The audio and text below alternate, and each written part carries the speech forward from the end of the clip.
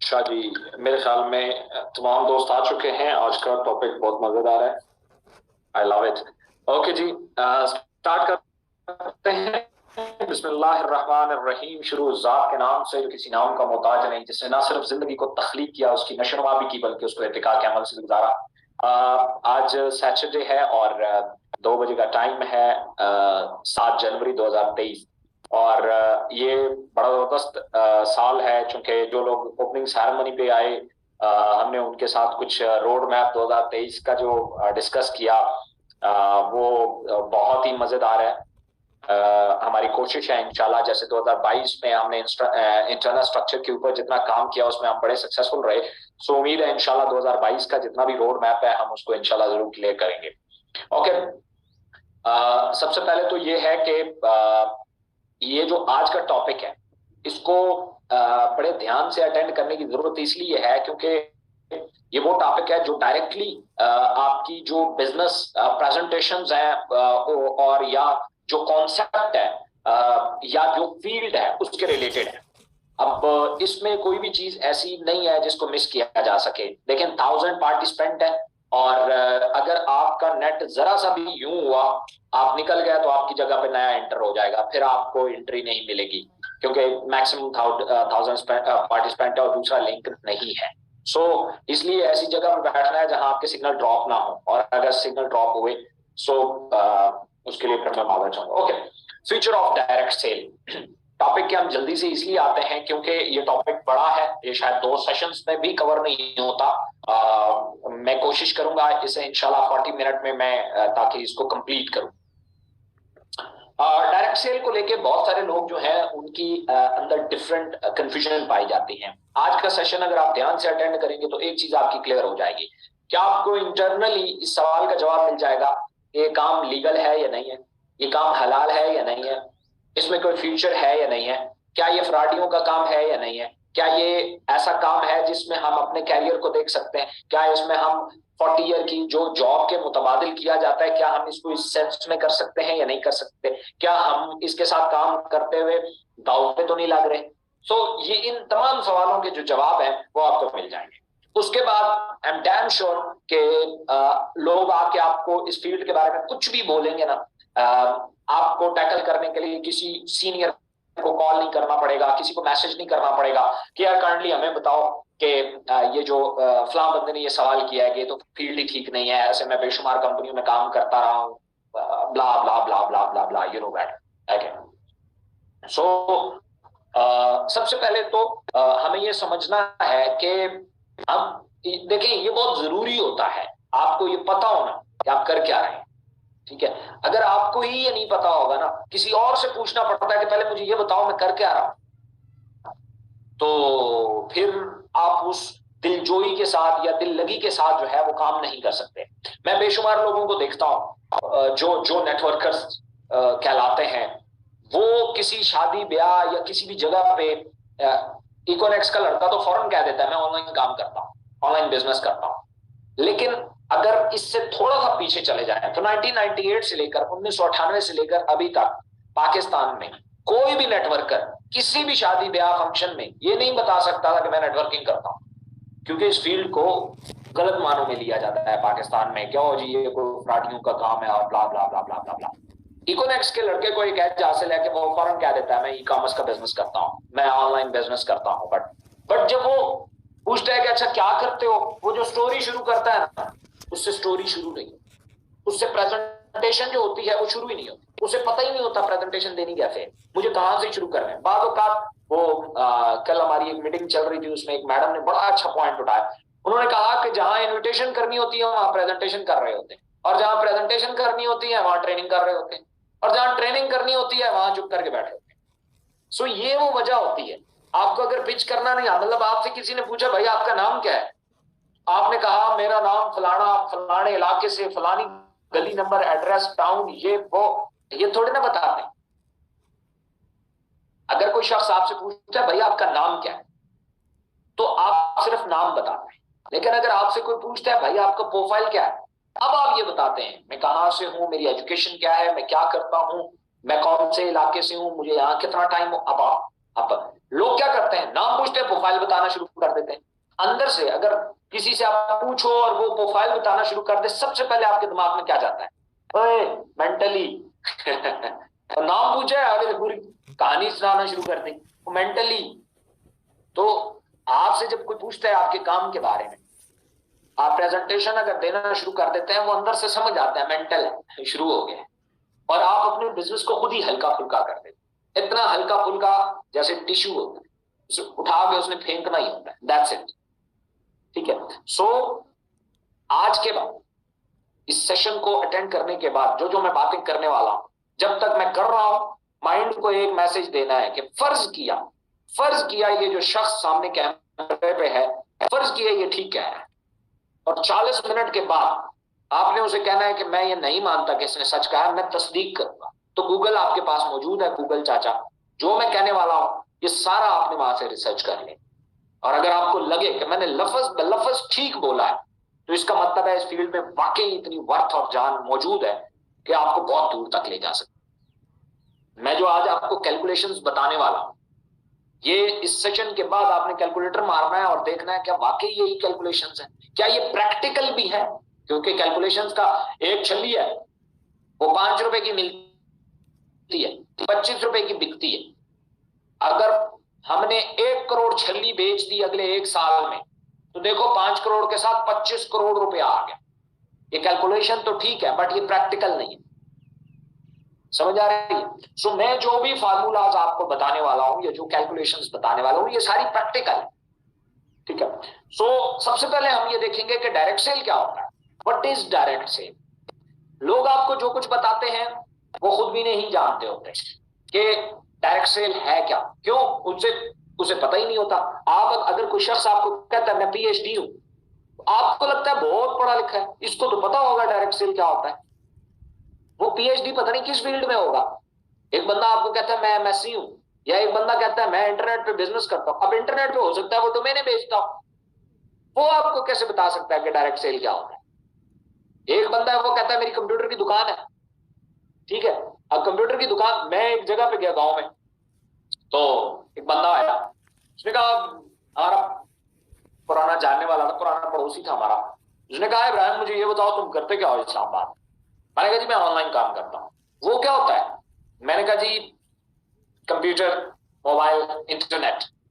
उसने कहा अच्छा अच्छा अच्छा अच्छा अच्छा अच्छा अच्छा अच्छा अच्छा, यार फिर तो वो हमारा भांजा है ना, उसको थोड़ा सा बताओ यार, वो भी यही काम करता है, लेकिन बेचारा पिछले 7 साल से कर रहा है और बहुत बुरे हालात है। मैंने अच्छा, मेरे दिन में ये गया कि शायद वो कोई ट्रेडिंग वगैरह कर रहा होगा या कोई इस तरह की चीज कर रहा होगा कि यार उसके बहुत बुरे हालात हैं। तो मैंने कहा अच्छा कोई बात नहीं, मिल लेता हूँ, और उसको भी थोड़ा सा समझाओ, तुम समझाते बहुत अच्छा हो माशाल्लाह, तुमने बड़ा अच्छा ग्रो किया ये वो। तो कह रहा, मैंने कहा ठीक है। शाम एक शाम गुजरी, दूसरी शाम को वो अपने भांजे को ले आए मेरे घर। जब वो घर आया तो मैंने उससे पूछा, अच्छा वाह, मैंने सुना आप ऑनलाइन बिजनेस करते हो इंटरनेट पे, मतलब मैं ऑनलाइन करता हूँ इंटरनेट और कंप्यूटर और मोबाइल। उसने मुझे पता बताया वो क्या करता है। वो एक कंप्यूटर के स्पेयर पार्ट बेचने वाली दुकान पे काम करता है। कितना बड़ा फर्क है। यही काम आप लोगों के साथ भी होता है। अब उस बंदे की नजर में मेरा काम और उसका काम दोनों बराबर है, एक जैसे काम है, और कितना जमीन आसमान का फर्क है। एक का ऑनलाइन इंटरनेट पे काम करना और एक का कंप्यूटर बेचना, वो भी स्पेयर पार्ट्स, एलईडी हो गई, कीबोर्ड हो गया, माउस हो गया, ये हो गया वो हो गया। अब वहां का कोई एक्सपर्ट उठ के आपको बताए कि जी इंटरनेट पे काम कैसे होता है, सो कम ऑन, समझ आ रही है? इसलिए ये जो चीजें मैं आपको बता रहा हूं। और अच्छा, कुछ लोग जाते हैं वो रिसर्च कहां जाके करते हैं? गूगल पे, गूगल के ऊपर रिसर्च करते हैं। मैं गूगल की रिसर्च को पसंद ही नहीं करता, ना मैं उसको रिसर्चर मानता। वो सर्च इंजन है, वो रिसर्च इंजन नहीं है। रिसर्च और होती है, सर्च और होती है। सर्च ये होती है कि आपने वहां पे कोई कंटेंट लिखा कि भाई ये क्या चीज है, उसने ये किया कि पूरे इंटरनेट की दुनिया में जिन वेबसाइटों के ऊपर वो लफ्ज इस्तेमाल हुआ है, उसे कीवर्ड बोलते हैं, वो उठा के ले आता है। Recording in progress. वो उसे उठा के ले आता है और आपके सामने रिजल्ट शो कर देता है। वो ये नहीं कहता कि ये ठीक है या गलत है, इसका ठीक आंसर क्या है, इसका गलत आंसर क्या है। वो ये कहेगा कि जनाब ये मुख्तलिफ वेबसाइटों पे इसके बारे में ये लिखा है। अब उन्होंने मतलब फर्ज किया, मैं आपको एक एग्जांपल देता हूं। आप गूगल के ऊपर लिखते हैं हु इज इब्राहिम खिलजी, और एक इब्राहिम खिलजी मैंने अपनी कोई फेसबुक या व्हाट्सएप या एक वेबसाइट बनाई है और उसमें मैंने अपनी सारी तारीफें लिखी हुई है, और एक मेरा मुखालिफ है कोई, उसने मेरे बारे में कोई कंटेंट लिखा हुआ है जो मेरी मुखालफत में लिखा है। अब अगर मेरा कंटेंट किसी ने गूगल पे सर्च कर लिया और गूगल ने मेरे वाला कंटेंट पहले शो कर दिया, उसने देख लिया, तो मेरा रिश्ता तो हो जाएगा। बट अगर उसका कंटेंट पहले आ गया तो मेरा रिश्ता रिजेक्ट हो जाएगा। इसका ये मतलब नहीं है कि गूगल, एक भी कह रहा है मैंने गूगल से रिसर्च की है, दूसरा भी कह रहा है गूगल, नो भाई, वो उसका कंटेंट अलग है, मेरा अलग है, गूगल सिर्फ ढूंढ के लाए। सो इसलिए गूगल भी नहीं जानता कि जी डायरेक्ट सेल इंडस्ट्री जो है वो ठीक है या गलत है। लोग उस पर लिखते हैं ठीक है या गलत है, वो रिजल्ट निकालता है, कभी निकालता है ये ठीक है, कभी निकालता है ये गलत है, वो लोगों के कंटेंट निकालता है। ठीक है। सो डायरेक्ट सेल के बारे में सबसे पहले मैं आपको बताता हूं, दुनिया की ऐसी कोई फील्ड नहीं है जहां डायरेक्ट सेल एग्जिस्ट ना करती। गवर्नमेंट कॉन्ट्रैक्ट्स सुना हुआ है ना, गवर्नमेंट कॉन्ट्रैक्ट्स, वो भी डायरेक्ट सेल के बगैर नहीं होते। असल में क्या है, असल में मसला यह है कि हमने चेन सिस्टम का नाम डायरेक्ट सेल रख दिया। इससे बड़ी कोई स्टूपिड बात हो ही नहीं सकती। ये ऐसा ही है जैसे किसी ने जहर की शीशी पे शहद लिख दिया। अब कह रहे हैं कि यार आज तक जो हम शहद खाते आ रहे थे वो तो मीठा था, ये कड़वा क्यों है और इससे बंदे मर रहे हैं? क्योंकि भाई जहर पे शहद लिखा है। तो जहर पे शहद लिखने से जहर जो है वो शहद नहीं बन जाता। तो डायरेक्ट सेल को समझने के लिए आपको इनके मीनिंग्स को पहले तोड़ लें, फिर मैं आपको इसकी डेफिनेशन बताता हूं। डायरेक्ट मतलब जिसमें कोई थर्ड पर्सन इन्वॉल्व ना हो, और सेल का मतलब सेल है, कोई भी चीज बेचना, कोई भी आइडिया हो सकता है, कोई भी सर्विस हो सकती है, कोई भी प्रोडक्ट हो सकता है। ये तीनों चीजें, हर वो चीज जिसका ताल्लुक बिकने के साथ हो, कोई कंसेप्ट हो सकता है, कोई नजरिया हो सकता है, कोई भी चीज हो सकती है। जैसे बहुत सारे स्पीकर होते हैं, वो अपनी बातें बेचते हैं, ये उनकी सेल है, वो अपनी बातें बेचते हैं। इसी तरीके से कोई बंदा अपनी आइडियोलॉजी बेचता है, नजरिया जिसको बोलते हैं। जरूरी नहीं है कि ये जो बिकना है इसके बदले में पैसे ही आए, जरूरी नहीं है, लेकिन इसके बदले में कुछ प्लसेस होते हैं, कुछ माइनसेस होते हैं, तभी इनको सेल कहा जाता है। और इसकी ट्रांजैक्शन, इसको ट्रांजैक्शन बोला जाता है। मैं अभी जो आपसे बात कर रहा हूं तो मैं आपके साथ कुछ सेल कर रहा हूं। अगर इसका मैं आगे से मुआवजा लेता हूं तो, या इसके बदले में कोई भी चीज एक्सपेक्ट करता हूं तो ये एक डायरेक्टली जो कनेक्शन है, इसको बोलते। डायरेक्ट सेल में जो अब उर्फे आम में आता हूं, इंडस्ट्री के लेवल पे, इंडस्ट्री के लेवल पे हर वो चीज जो किसी कंपनी से निकली यूजर तक पहुंची, कंपनी से निकली यूजर तक पहुंची एडवर्टाइजमेंट के बगैर, या जिन चीजों ने उस प्रोडक्ट की कास्ट को बूस्ट कर दिया उनके बगैर, उसको डायरेक्ट सेल बोलते हैं। लोग थर्ड पार्टी को समझते हैं कि थर्ड पार्टी की इन्वॉल्वमेंट अगर आ गई तो वो डायरेक्ट सेल नहीं रही है। वो नो, ऐसा नहीं होता। ठीक है। असल में डायरेक्ट सेल जो है ना, वो किसी भी सिस्टम को इंडिविजुअली, किसी भी प्रोडक्ट को, कंपनी को, वो कस्टमर तक पहुंचाने की एक टेक्निक है।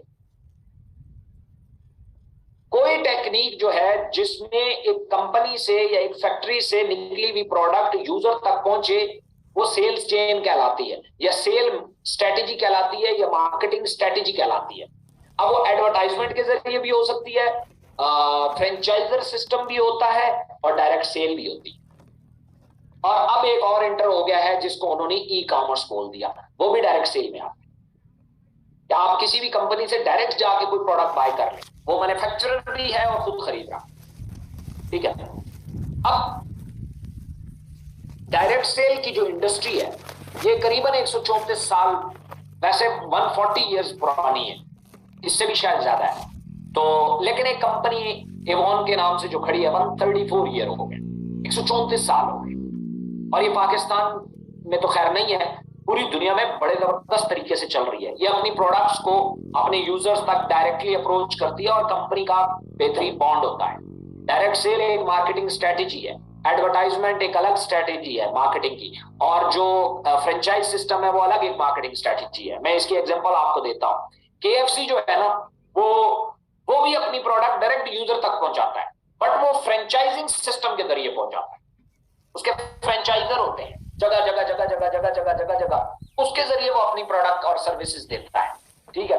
एक होती है एडवर्टाइजमेंट, यूनिलीवर है, वो भी अपनी प्रोडक्ट कस्टमर तक पहुंचाता है, लेकिन वो थ्रू एडवर्टाइजमेंट और सप्लाई चेन के थ्रू आता है।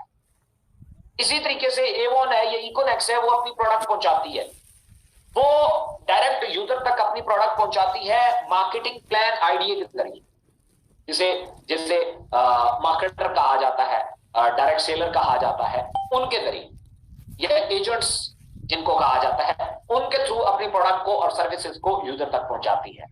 ये कोई अलग चीज नहीं है, दुनिया में ऑलरेडी हो रही है। ठीक है।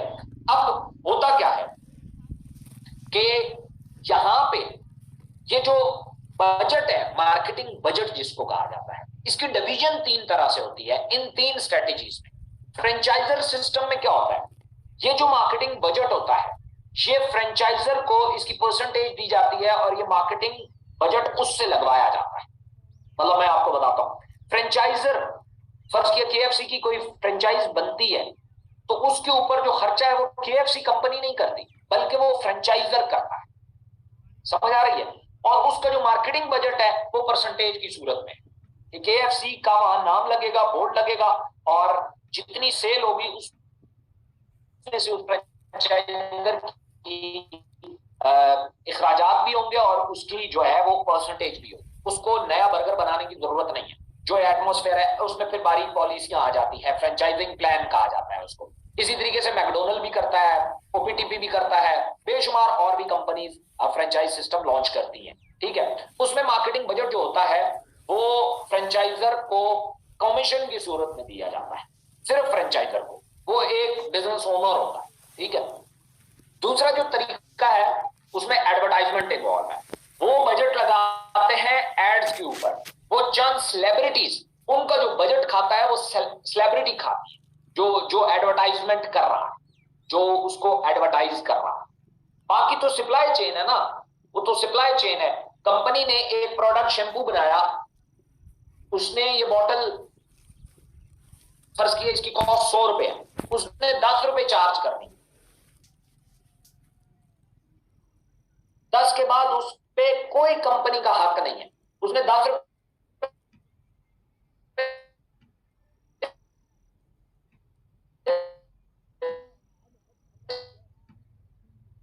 चार्ज की, अगले जो कंट्री हेड था या जो कंट्री फ्रेंचाइजी आगे जो प्रोडक्ट कास्ट होती है वो कस्टमर पे कर रहा है। इन तमाम सप्लाई चेन को कस्टमर पे कर रहा है। समझ आ रही है? ये यूनिलीवर यही करता है।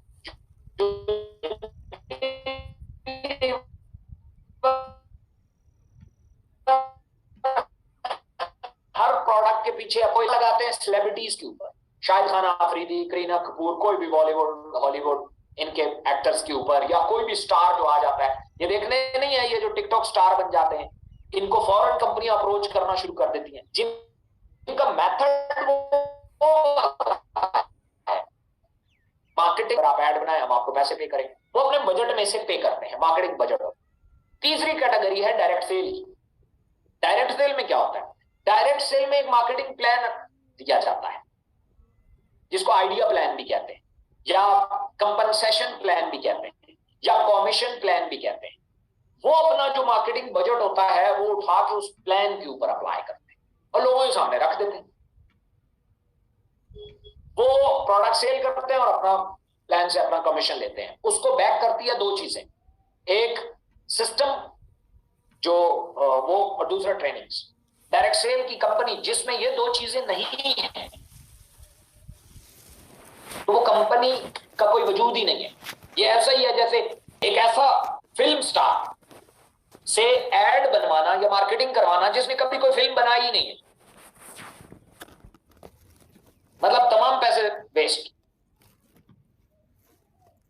एक ऐसा फिल्म स्टार जिसने कभी फिल्म बनाई ही नहीं है, उससे एडवर्टाइजमेंट करवाना, ये ऐसा ही है। अगर किसी कंपनी का ट्रेनिंग सिस्टम नहीं है या उसका सिस्टम नहीं, जो इंटर्न ऑफ कंपनसेशन प्लान को सॉफ्टवेयर डील कर रहा है, अगर वो नहीं है और ट्रेनिंग सिस्टम नहीं है, क्योंकि ये दो चीजें होती है। तीसरी आफ्टर से सर्विसेज होती है, वो सारी कंपनियां देती हैं।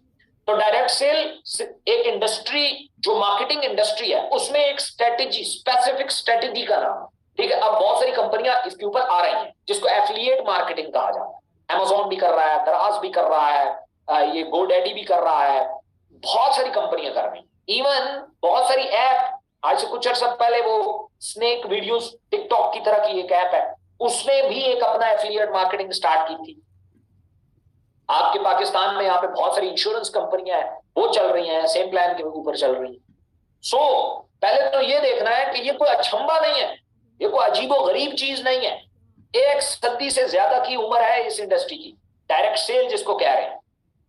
डायरेक्ट सेल बड़ी होके मार्केटिंग में शामिल होती है, और फिर मार्केटिंग मार्केटिंग चूंकि बहुत बड़ी है, मार्केटिंग में फिर जो एडवर्टाइजमेंट या आप उसे कहें कि बजटिंग मार्केटिंग जो होती है, उसमें ये एक कैटेगरी है जिसको डायरेक्ट सेल कहते हैं, ठीक है। क्योंकि ये जो लोग फर्ज किया जिन्होंने डायरेक्ट सेल को पढ़ा है, वो इसके बारे में कह सकते हैं कि मैं ठीक कह रहा हूं, या आप लोग जो है वो गूगल पे सर्च करेंगे तो आपको अंदाजा होगा, ठीक है। सो तो डायरेक्ट सेल कोई नई बात नहीं है, कोई अचंभा नहीं है, ये इससे बढ़ के एक चीज है, और इसका ऑलरेडी पूरी दुनिया में बहुत बड़ी एग्जिस्टेंस है और आज भी मौजूद है, ठीक है। तो लेकिन फिर ये इतनी खराब क्यों है? मतलब आपने एक लफ्ज सुना होगा, MLM ban in America, MLM ban in Pakistan, MLM ban फलानी एमएलएम। ये एमएलएम कूद के डायरेक्ट सेल में कैसे आ? और व्हाट इज एमएलएम? एमएलएम क्या होता है? What is ROI? What is money game? ये तीन चीजें क्या है? या रेफरल मार्केटिंग, रेफरल मार्केटिंग में और एफिलिएट मार्केटिंग में फर्क होता है। लोग ये फर्क नहीं जानते। रेफरल मार्केटिंग और एफिलिएट मार्केटिंग, इन दोनों मार्केटिंग में फर्क होता है। मैं बताता हूं क्या। सबसे पहले तो हम रेफरल मार्केटिंग को देखते हैं कि what is referral marketing. Referral marketing बहुत सारी जगहों पे बैन है, और जो एफिलिएट मार्केटिंग है वो तो पूरी दुनिया में चल रही है। मुझे एक जगह उठा के दिखाते जहां एफिलिएट मार्केटिंग जो है वो बैन हो, नहीं है। एफिलिएट मार्केटिंग क्या होती है? आपने हमारी कोई प्रोडक्ट या कोई सर्विस किसी शख्स के साथ शेयर किया, आपने हमारा प्रोडक्ट, सर्विस, आइडिया, व्हाटसोएवर कुछ भी किसी और शख्स के साथ शेयर किया, उसने उसको यूज किया मतलब आपके शेयर करने से हमें सेल आई, तो हम आपको कुछ कमीशन देंगे,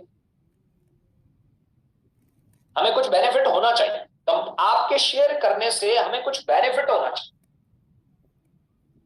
क्योंकि ये सेल्स है, ये एडवर्टाइजमेंट नहीं है। यहां कहीं पे भी लफ्ज डायरेक्ट एडवर्टाइजमेंट नहीं यूज हो रहा, ठीक है। आपने कोई प्रोडक्ट किसी के साथ या हमारी सर्विस या आइडिया किसी के साथ शेयर किया, उसने हमसे कोई प्रोडक्ट, सर्विस या आइडिया बाय किया। अब चूंकि ये सेल आपकी वजह से आई, देन वी पे द कमीशन। ये हुआ जिसे कहते हैं क्या लफ्ज है यार, एक रेफरल, एफिलिएट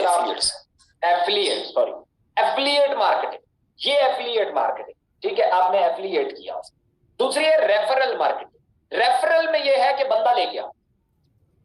बंदे के साथ क्या होगा? जो मर्जी हम करें, बस तुम बंदा ले आओ। अच्छा जी, बंदा मैं ले आऊं, वो क्या करेगा? वो हमें ऐसा बंदा लेके आओ जो हमें कुछ पैसे जमा कराए। अच्छा, फिर क्या होगा? फिर तुम्हें थोड़ा सा कमीशन दिया जाए। अच्छा, उस बंदे को मैं कहूं क्या कि तुम क्यों आओ और क्यों पैसे जमा करवाओ, क्योंकि यही बात उससे हम भी करेंगे, उससे भी यही कहेंगे कि तुम जाओ, तुम एक बंदा लेके आओ जो हमें कुछ पैसे जमा कराए, तो हम तुम्हें भी कमीशन देंगे। What is this? Is called referral marketing. अब मैंने कहा ना, बहुत सारे लोगों ने शहद का नाम, जहर का नाम शहद रख दिया, तो ये उनका मसला है, फील्ड उनके कहने पे चेंज नहीं होती। ठीक है, रेफरल में आप नंबर ऑफ हेड को टारगेट करते हो और उनका मकसद क्या होता है, आपके पास बेचने के लिए कुछ भी नहीं होता। आप जस्ट क्या सेल कर रहे होते हो, आप ये सेल कर रहे होते हो कि जी आप एक बंदा लाओगे, वो पैसे जमा कराएगा, उसमें से कुछ आपको मिलेंगे, कुछ ऊपर वालों को मिलेंगे, उस ऊपर वालों को मिलेंगे, और आप आगे जाओगे और ये सिस्टम चलता रहेगा। 2 बंदे 4 को लाएंगे, 4 8 को लाएंगे, 8 16 को लाएंगे, 16 32 को, 64 को, बढ़ते बढ़ते 1 अरब 2 अरब को लाएंगे, 2 अरब 4 अरब को लाएंगे, 4 अरब 8 अरब को लाएंगे, 8 अरब लोग बस वेट करेंगे 16 अरब के पैदा होने। This is called referral marketing. इसमें रिपीट नहीं होता, कुछ रिपीट नहीं होता, इसका कोई फायदा नहीं होता। एक दफा कमीशन लिया, वो बंदा यूजलेस, खत्म। फिर एमएलएम इसी का लेवल बन जाते हैं। एफिलिएट मार्केटिंग में और रेफरल मार्केटिंग में सिंगल पर्सन कमीशन होता है। मतलब एफिलिएट में भी ज्यादातर क्या होता है, आपने कोई बंदा इंट्रोड्यूस कराया किसी कंपनी को, उन्होंने उसकी प्रोडक्ट बाय की, आपको कमीशन मिल गया। अब अगर आगे वो referral market sorry affiliate marketing करता है तो आपको कुछ नहीं मिलता, 1 लेवल तक होता है। इसको जब मल्टी लेवल में शिफ्ट किया जाता है तो ये एमएलएम बन जाती है, रेफरल मार्केटिंग। रेफरल मार्केटिंग को जब आप शिफ्ट करेंगे ना मल्टी लेवल्स में, तो ये एमएलएम बन जाएगी, मल्टी लेवल मार्केटिंग। इसमें मकसद वही होगा, बंदे लाने हैं जी, बंदे लाने हैं, बंदा लाओ, वो पैसा जमा कराए, उससे कुछ ऊपर वालों को मिलेगा, उससे ऊपर वालों को भी, कंपनी भी अपना रखेगी, आपको इतना दे। अच्छा फिर क्या होगा, फिर वो और बंदे लाएगा, उसमें से उसको भी हिस्सा मिलेगा, आपको भी मिलेगा, कंपनी भी रखेगी और आपसे ऊपर वालों को भी जाएगा। ये वाला काम चल रहा है, इसको कहते हैं एमएलएम। और एमएलएम पूरी दुनिया में बैन है और बहुत सारे ममालिक में वो बैन है, और पाकिस्तान में भी बैन है। बैन से मुराद ये, पाकिस्तान में इसको लॉ ही नहीं, ठीक है, और रिस्ट्रिक्टेड है, बंद है रेफरल मार्केटिंग या एमएलएम मार्केटिंग। अब फिर नीचे आ जाती है, इसके नीचे आरओआई, इसको बोलते हैं आरओआई, रिटर्न ऑन इन्वेस्टमेंट, इसको पीओआई भी बोलते हैं, प्रॉफिट ऑन इन्वेस्टमेंट। ठीक है, रिटर्न ऑन इन्वेस्टमेंट क्या होता है, आरओआई जिसको बोलते हैं। ये लोग आपको कहते हैं कि ये भी रेफरल मार्केटिंग को साथ अटैच कर देते हैं। ये कहते हैं कि आओ हमारे पास इतने पैसे लगाओ, हम हर हफ्ते या हर महीने या डेली बेसिस पे आपको कुछ पैसे देते जाएंगे। अब वो करते क्या है, अब जो भी आपको ये कह रहे हैं, आप उनसे पूछो काम क्या करते हो, मतलब मुझे पैसे कहां से दोगे। मैंने फर्ज किया 1 लाख रुपया लगाया, हम में से 10 लोगों ने 1-1 लाख रुपया लगाया, 10 लाख रुपया लग गया। अब मुझे ये बताओ, ये 10 लाख रुपए से क्या करोगे। तो वो आपको ये बताते हैं कि ये 10 लाख रुपया हम कहीं यूटिलाइज करेंगे, वहीं से प्रॉफिट जनरेट करेंगे, वो प्रॉफिट हम आप पे बांटेंगे। तो दुनिया में पर ईयर जो बैंक इंस्टीट्यूट है, ये फाइनेंशियल इंस्टीट्यूट है, इस टाइम 12% से ऊपर पर ईयर नहीं जा सकते। 12% भी बहुत हाई रेट्स बता रहा हूं, ठीक है, ये इन्फ्लेशन के बराबर बराबर चलते हैं। ये लोग आपको महीने का 10%, 7%, 12%, 15% ऑफर करते हैं, विच इज इम्पॉसिबल। वो क्या होता है, जब तक इन्वेस्टमेंट आ रही है अगलों को थोड़ा थोड़ा दे रहे हैं, इन्वेस्टमेंट आना बंद तो कहानी बंद, कोई भी बिजनेस नहीं होता, कोई बिजनेस होता ही नहीं है और एग्जिस्ट ही नहीं करता। आप इनसे पूछो कि अच्छा चलो बिजनेस में अगर लॉस हो गया तो क्या करोगे, वो कहेंगे आप पे नहीं आएगा, आपको प्रॉफिट एज इट इज मिलता है। तो मतलब है इसकी टोपी उसका सर, उसकी टोपी उसका सर।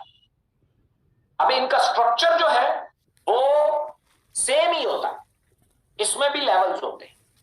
इतने लेवल तक मिलेगा, इतने लेवल तक मिलेगा, इतने लेवल तक। असल कहानी इनके लेवल्स में नहीं है, असल कहानी यह है कि क्या दिया और क्या लिया। समझ आ रही है? क्या दिया और क्या लिया, और जो मैंने लिया वो मेरे किस काम,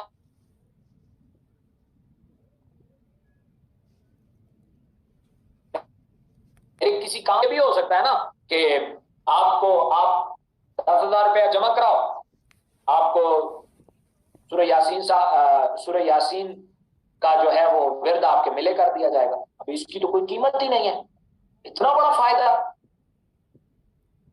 लेकिन अगर फर्ज किया हम उसे in shape of marketing gadgets देखें तो वो तो नहीं हो सकता ना। ठीक है, सो ये लोग फिर क्या करते हैं, बस आपको फर्जी एक बना दे, आपको ब्लॉक मिल गया है। अच्छा, ये ब्लॉक क्या होगा?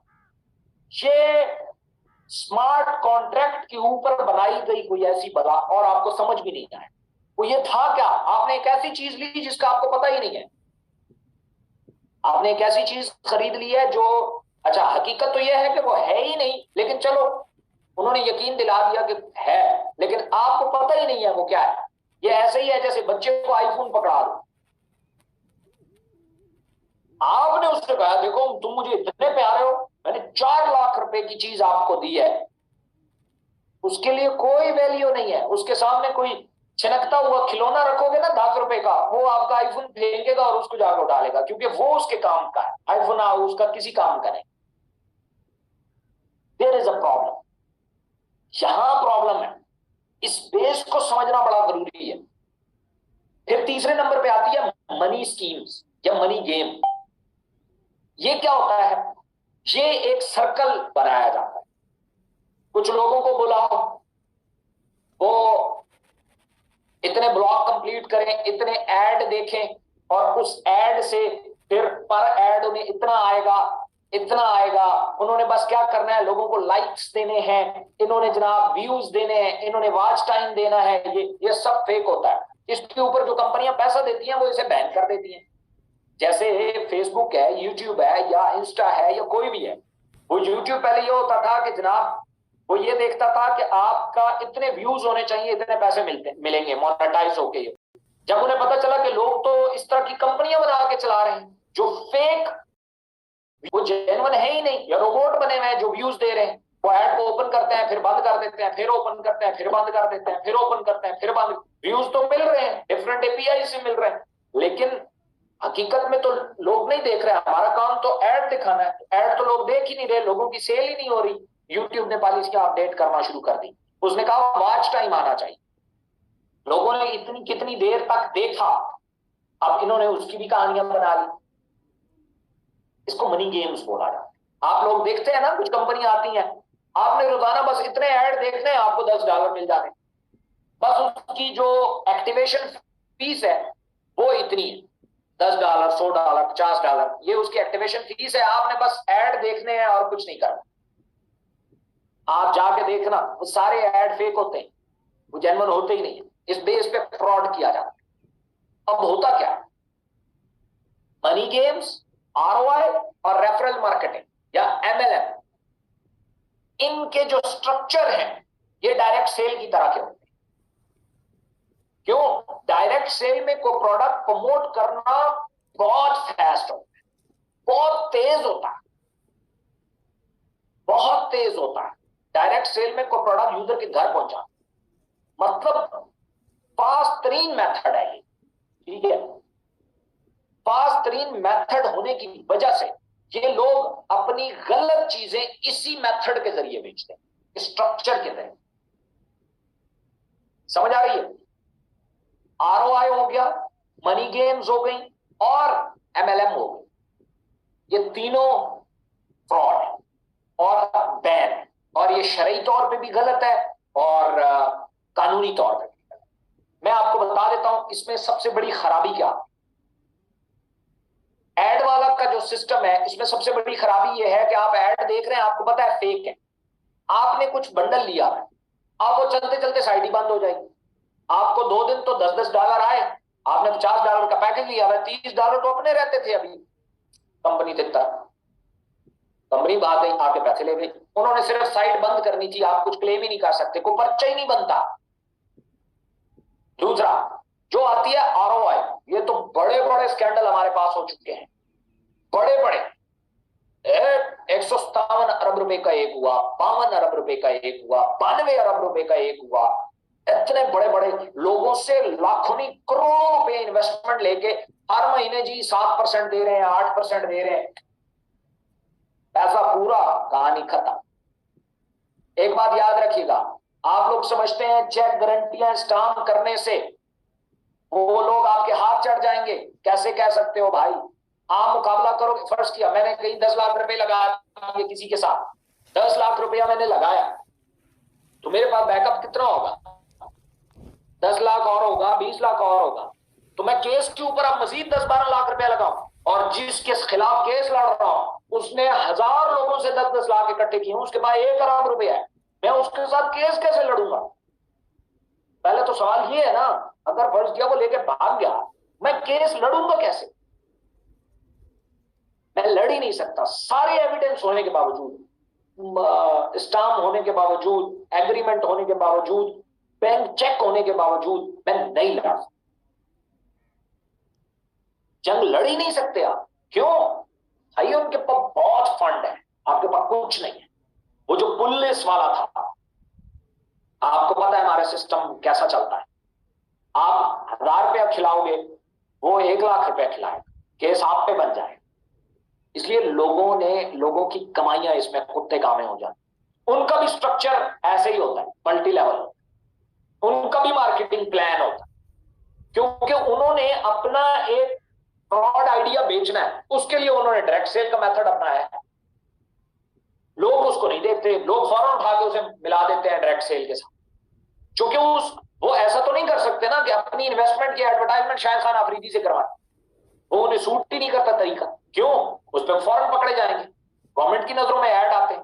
फ्रेंचाइजें बनवा नहीं सकते, क्योंकि फ्रेंचाइजें बनवाने के लिए उन्हें ठीक ठाक ब्रांड बनना पड़ता है। ऐसा तो नहीं है आज आपने पिज्जा लगाया, आज आपने पिज्जा बनाया, आपका फौरन ही लोग आके फ्रेंचाइजी लेना शुरू कर दें, ऐसा तो नहीं होता। इसके लिए तो एक ब्रांड बनना पड़ता है, फिर जाके कोई फ्रेंचाइज बिजनेस स्टार्ट होता है। उनके पास फिर एक ही स्ट्रेटेजी बनती है अपने फेक आइडिया को मार्केट करवाने के लिए, वो होती है डायरेक्ट सेल।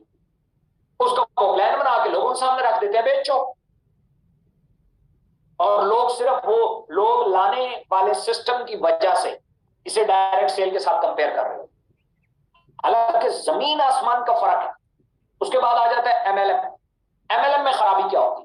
मैंने आपको बताया ना, 2 के बाद 4 लोग लाने पड़ेंगे, 4 के बाद 8, 8 के बाद 16, 16 के बाद 32। चलो जहां पे भी ये नेट रुका, मतलब फर्ज किया 1 अरब लोग नीचे आ गए, 1 अरब ने मजीद पैसे कैश करवाने के लिए 2 अरब लोग लिया, अब वो 2 अरब लोग आ गए, उन्होंने अपने पैसे कैश करवाने के लिए 4 अरब लोग ज्वाइन करा। 1 अरब पहले थे, उन्होंने 2 अरब को लाए तो वो 3 अरब हो गए, 3 अरब लोगों ने मिलकर 4 अरब लोग ले आए, तो दुनिया की आबादी खत्म हो गई। अब वो 4 अरब लोग अपना पैसा कैसे कैश करवाएं? उन्हें चाहिए कि 8 अरब लोग नए लाए, तब उनका पैसा कैश होगा, विच इज नॉट पॉसिबल। तो उनका अपना पैसा खत्म, जाए। बंदे नहीं आएंगे तो पैसा ही नहीं आएगा, अपने पैसे ही नहीं आएंगे ना, बंदे ले आए तो पैसे आ जाएंगे। अब बंदे कहां से लाएं? बंदे तो सारे आ चुके। तो वो जो बॉटम लाइन होती है ना, आखिरी लाइन, एक चले गए, एक ने 2 32 को, तो वो यूं पिरामिड बनती है, पिरामिड। तो वो जो आखिर में लोग आए, चंद लोगों को फायदा हो जाता है, बाकी सब नुकसान में जाते, सब नुकसान में जाते। तो लोगों के नुकसान होने की वजह से ये इल्लीगल है और गैर शरई भी। डायरेक्ट सेल में क्या होता है?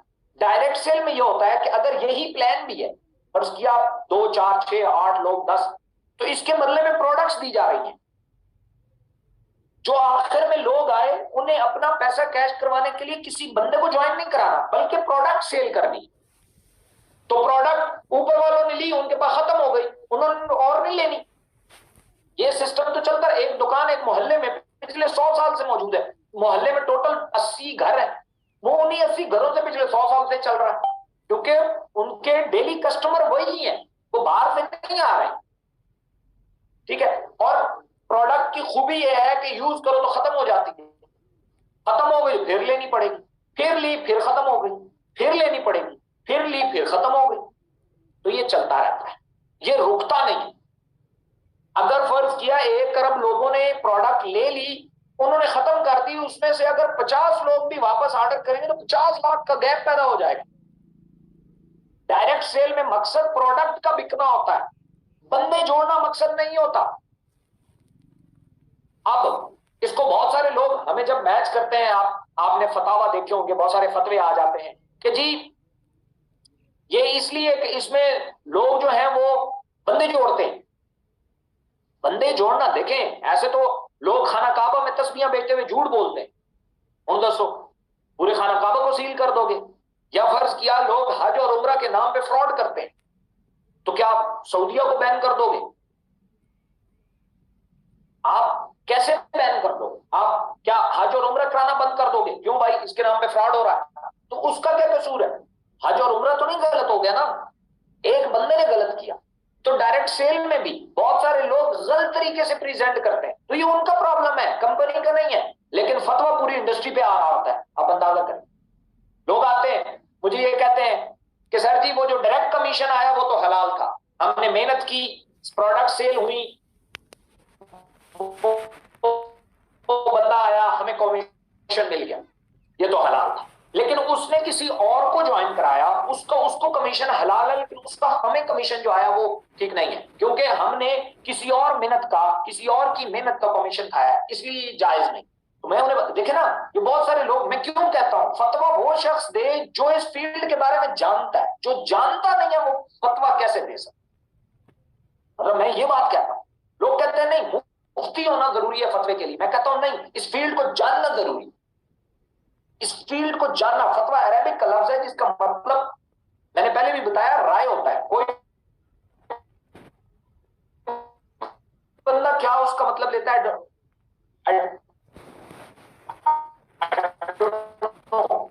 मैं इस पे बहस भी नहीं दे सकता है ना। अगर एक मुफ्ती साहब है वो इस फील्ड को पहले स्टडी करें कि डायरेक्ट सेल ओवरऑल होती क्या है, और फिर आपके मसले के बारे में आप पे फतवा दें तो समझ आता है। अब मुझे पता होता है ना कि उन्हें जो कुछ बताया गया उसके ऊपर उन्हें फतवा देना है। अब किसी ने अगर गलत बता दिया तो उन्होंने फतवा दे दिया, वो गलत है। इसीलिए तो एक चीज के बारे में 2 फतवे मौजूद होते हैं, ठीक के भी गलत के भी। अब बंदा किसका माने, ये ठीक है ये ठीक है, क्योंकि वो तो बंदे के बताने के ऊपर, तो बंदा झूठ भी तो बोल सकता है। अब ये जो कंडीशन आई है, इसमें मैं एक बारीक नुक्ता आपको बताऊंगा, आप हैरान हो जाएंगे कि इस फील्ड को जान के इस पे फतवा देना जरूरी था, एवं नहीं। अब होता क्या है, किसी की मेहनत का खाना ये होता है कि अगर मैंने, मतलब यहां हम 3 कंडीशंस बनाते हैं, एक है जिया, एक है अली, और एक हूं मैंने अली को प्रोडक्ट सेल की, प्रोडक्ट बंडल सेल किया, तो उसका मुझे कमीशन आया, ये हुआ हलाल। अली ने जिया को बेचा, जिया का कमीशन अली को आया, ये हलाल। जिया का कमीशन मुझे आया, अब ये कहते हैं इस पे हराम है, क्योंकि ये अली की मेहनत थी, ये इब्राहिम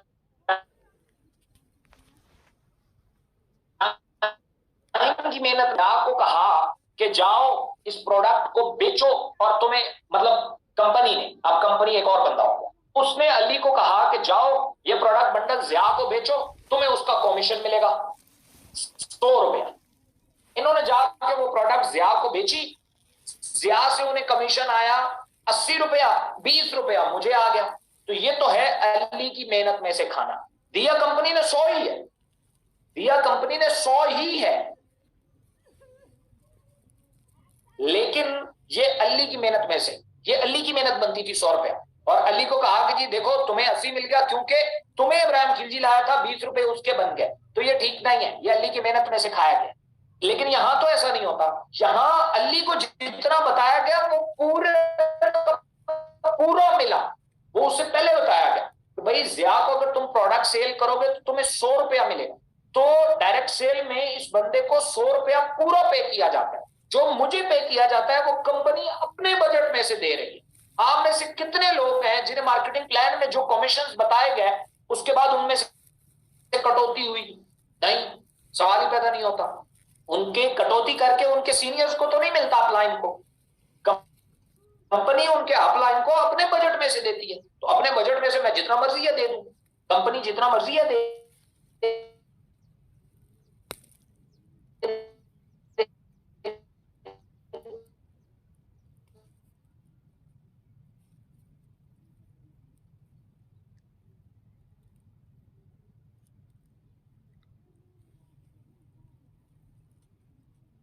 ये एक बार ये मुझे कंपनी ने अपने कमीशन में से पे किया, क्योंकि विद द टाइम पैसेज लोग अपडेट अपग्रेड होते जाते हैं। जैसे आप पहले दुकान पे सेल्समैन होते हैं, आप चीजें खुद बेच रहे होते हैं, फिर आप कैश काउंटर पे बैठ जाते हैं। अब चीजें तो नहीं बेच रहे, लेकिन सेल में से ही तो मिल रहा है, प्रॉफिट तो उस दुकान की सेल्स में से मिल रहा है ना। लेकिन आप तो बेच ही नहीं रहे, आप तो कैश काउंटर पे बैठे, क्योंकि जो कारोबार होता है ना वो मिल के होता है, वो सारे काम सारे लोग नहीं करते। मतलब इसका हिसाब तो हुआ, मैं अगर कंपनी का ओनर हूं, मुझे प्रॉफिट आ रहा है, तो मैंने तो चीज बेची ही नहीं है, तो मुझे कैसे प्रॉफिट आ सकता है? ये बजटिंग होती है, ये प्रोडक्ट के पीछे प्रॉफिट्स होते हैं, ठीक है। सो वो जो मार्केटिंग बजट है, उसने उसके सीनियर को पैसे दिए हैं, इस बंदे के पैसों में से नहीं कटे, इसलिए इस पे कोई प्रॉब्लम नहीं, ठीक है। कानूनी तौर पे भी इसके ऊपर कोई इश्यू नहीं है जब प्रोडक्ट, क्योंकि कानूनी तौर पे प्रॉब्लम यह है कि कोई भी कानून या शरई तौर पे अगर किसी चीज को हराम करार दिया जाता है तो उसके नुकसानात होते हैं। कानूनी तौर पे किसी चीज से मना किया जाता है तो उसके नुकसानात होते हैं। तो अब अगर लोग पैसे लगाए जा रहे हैं, आगे से लोग आ रहे हैं, किसी को बंदा ना मिला, उसके पैसे जाया, तो ये तो किसी मूर्ख बंदे को भी कहें तो वो भी समझ आएगा कि ये बात ठीक है, और ये बिजनेस ही नहीं है, ऐसा बिजनेस होता ही नहीं है। बंदे लाई जाओ, बंदे लाई जाओ, बंदे लाई जाओ, बंदे लाई जाओ। इसमें तो ये है कि आपने किसी को प्रोडक्ट बंडल दिया, उसके बदले में पैसा लिया। और ये MLM, ROI, मनी गेम्स, इनमें होती है सर्विस सॉरी रजिस्ट्रेशन फीसेज होती है या सब्सक्रिप्शन चार्जेस होते हैं। इकोनेक्स का तो कोई नहीं है, या तो पैसे ही प्रोडक्ट के लिए जाते हैं, या तो पैसे ही प्रोडक्ट के लिए जाते हैं, इसलिए इसका कोई जो है ये वाला प्रॉब्लम ही नहीं। और पूरी दुनिया में डायरेक्ट सेल जो चल रहा है वो इसी हिसाब से चल रहा है, इसका कोई प्रॉब्लम नहीं। इसी बेस पे हमें जब SECP का इश्यू बना, हमने यही चीज वहां जाके एक्सप्लेन की कि भाई इसमें फर्क है, हम MLM नहीं है, हम ROI नहीं है, हम मनी गेम्स नहीं है, हम पैरामिड नहीं है, बल्कि हम डायरेक्ट सेल है, हम बिल्कुल सेपरेट चीज है, हम प्रोडक्ट सेल करते हैं। उन्होंने कहा जी आपका स्ट्रक्चर उनसे मिलता है, मैं नहीं, उन्होंने हमारा स्ट्रक्चर कॉपी किया। ये तो ऐसे ही है जैसे कोई शख्स दाढ़ी रख के आपसे झूठ बोलना शुरू कर दे, दाढ़ी रखने से वो सच्चा थोड़ी ना हो गया, या तो उसको भी बैन करो, पहले लाइसेंस दिखाओ फिर तुम दाढ़ी रख सकते हो, अदरवाइज तुम दाढ़ी नहीं रख सकते।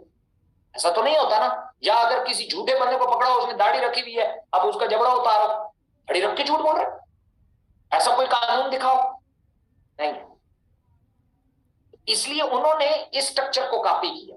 ऐसा नहीं होता कि 500 का नकली नोट निकला है तो असली वाला बंद कर दो, क्या हो गया भाई? अब क्यों असली वाले को कहो? क्योंकि तुम्हारा जो तस्वीर है वो मिल रही है उस नकली वाले से, इसलिए इसको बंद। ऐसा नहीं होता, नकली को बंद किया जाता है। आप 500 का नकली नोट अगर आ गया मार्केट में तो आप असली नहीं बंद करेंगे, नकली बंद करेंगे। हम तो आपको अपने बता रहे हैं भाई हम असली हैं भाई। देन ये सारे दलाल जो अभी आप पे जिनको हंसी आ रही होगी, ये सारे मैंने वहां पे दिए। उसके बाद अल्लाह का शुक्र है हम वहां से क्लियर हुए, और आपको इस चीज का कॉन्फिडेंस होना चाहिए कि आप एक क्लियर कट कंपनी के साथ काम कर रहे हैं। सो ये तो था, बड़ा फर्क था। मैंने आपको कहा ना ये एक सेशन में नहीं होगा, तो आज देखते हैं जहां तक हुआ वहां तक कर लेंगे। नेक्स्ट जो वो होगा उसमें मैं कोशिश करूंगा अगले सैटरडे का जो है वो भी इसी टॉपिक के ऊपर हो, ताकि इसको हम कंप्लीट कर लें। बहुत सारे पॉइंट्स मैंने लिखे हुए थे, तो ये कंफ्यूजन जो है ना, इस कंफ्यूजन से निकलना है। डायरेक्ट सेल असल जो है वो डायरेक्ट सेल है, प्रोडक्ट बेस्ड।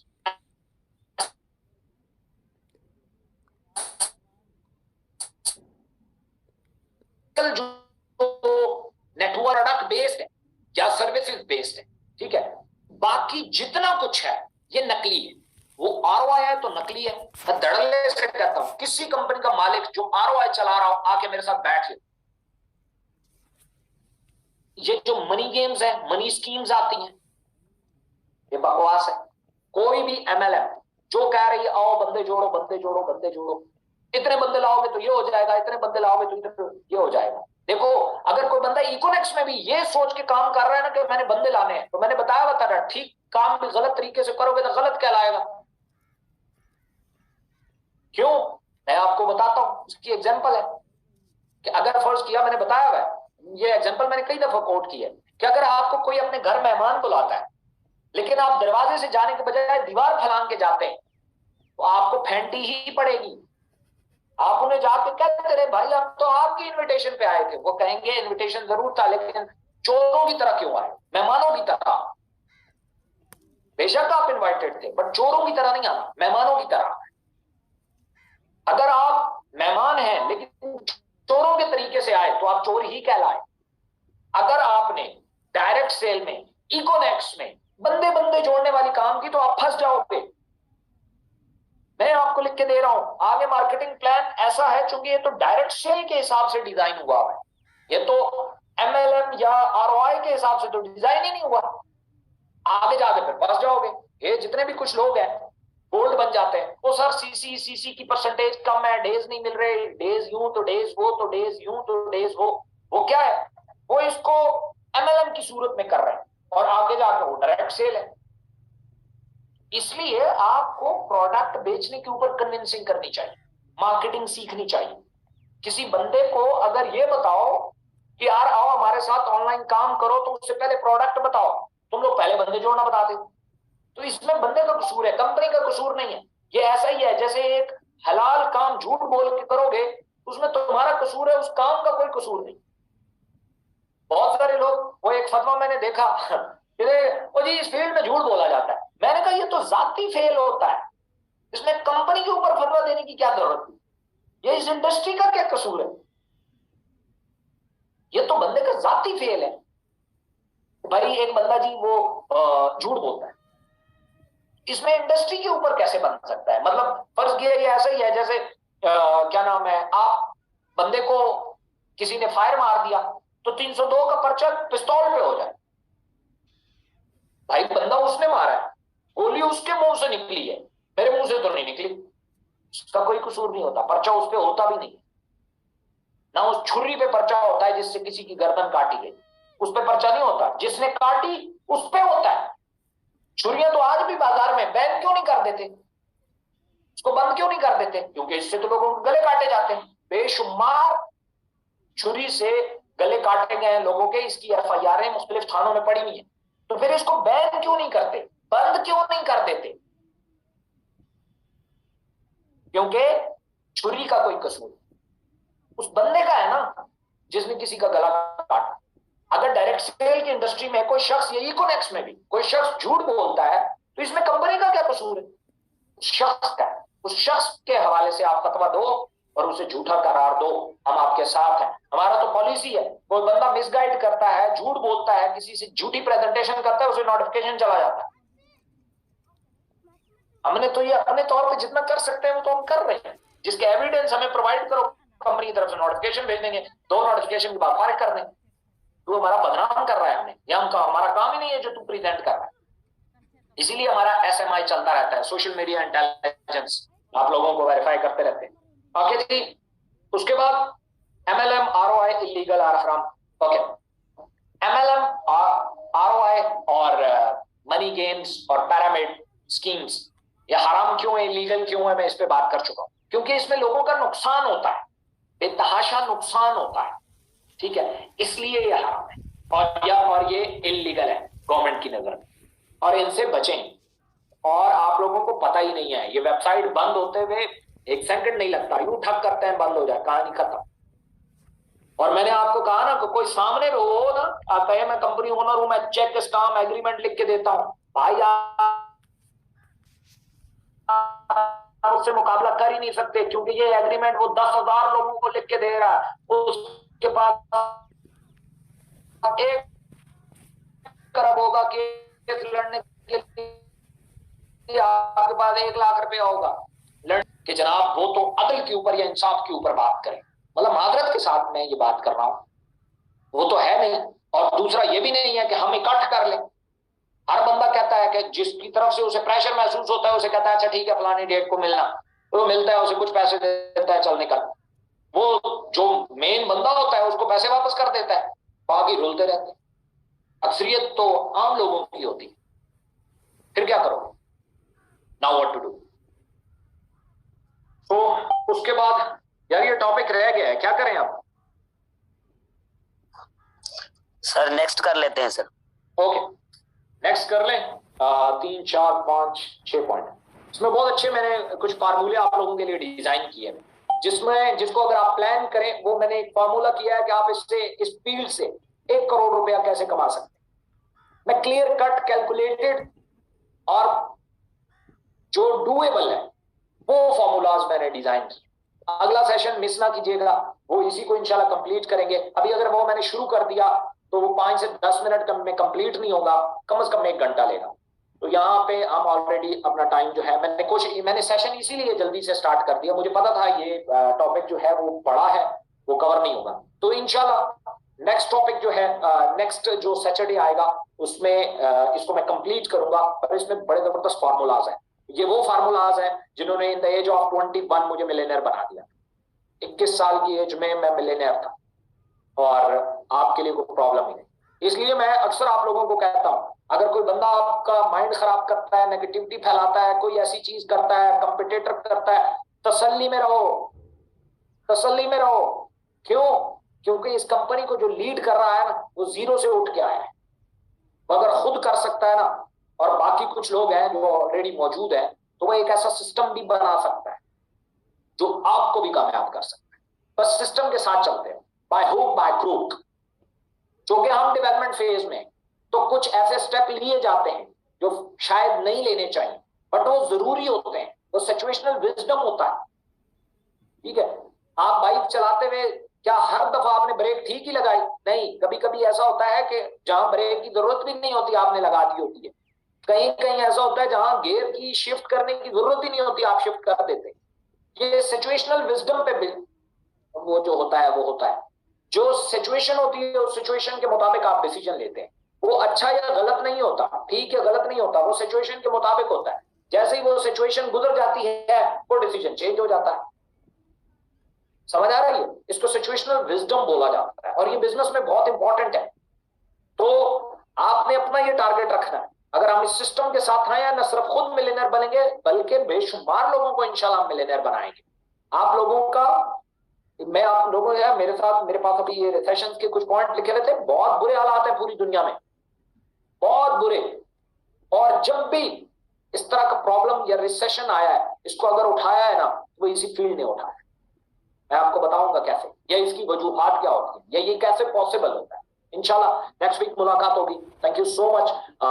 कोशिश किया करें, ये जो कुछ सीखा करें, क्योंकि यहाँ 1000 लोग ही आ सकते होते हैं, तो आपके ऊपर फर्ज बन जाता है, अपनी जिम्मेदारी लगा लिया करें कि आपकी टीम जिन्होंने ये पॉइंट्स नहीं कर पाए, अटेंड नहीं कर पाए, बिजी थे या व्हाटसोएवर कोई भी काम था, उनसे आप डिस्कस करो। आप उन्हें बताओ, अगले 2 से 3 दिन तक ये पॉइंट्स बताते रहा करो अपनी टीमों को।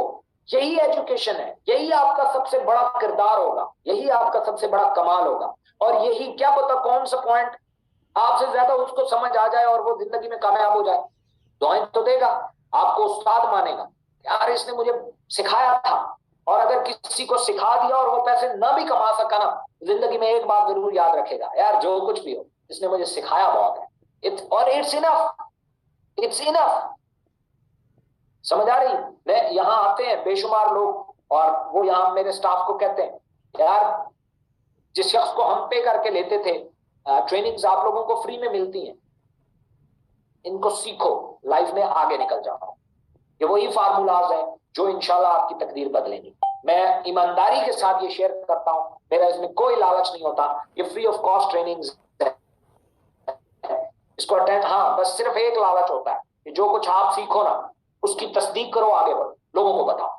आप 2 4 6 दफा मेरी वेरिफिकेशन करवाएंगे, मेरी बातें ठीक निकलेंगी तो आपको यकीन आ जाएगा कि यार ये ठीक बात करता है, फिर आप उस पर अमल करोगे तो रिजल्ट आएंगे, रिजल्ट आ गया तो इत्मीनान आएगा। लेकिन आपसे मैं सिर्फ ये वो करता हूं कि टीमों के साथ लाजमी शेयर करें, ताकि वो अपने अल्फाज में करें, जरूरी नहीं है मेरी रिकॉर्डिंग करके उनको दें, अपने अल्फाज में आप डिस्कस करें और उन्हें बताएं कि यार दुनिया क्या है और जिस फील्ड में आप हो, मुझे उम्मीद है आज आपके बहुत सारे पॉइंट्स क्लियर हो गए हैं, तो इंशाल्लाह ये आपको बहुत हेल्प करें। Thank you so much. जी sir, thank you so much.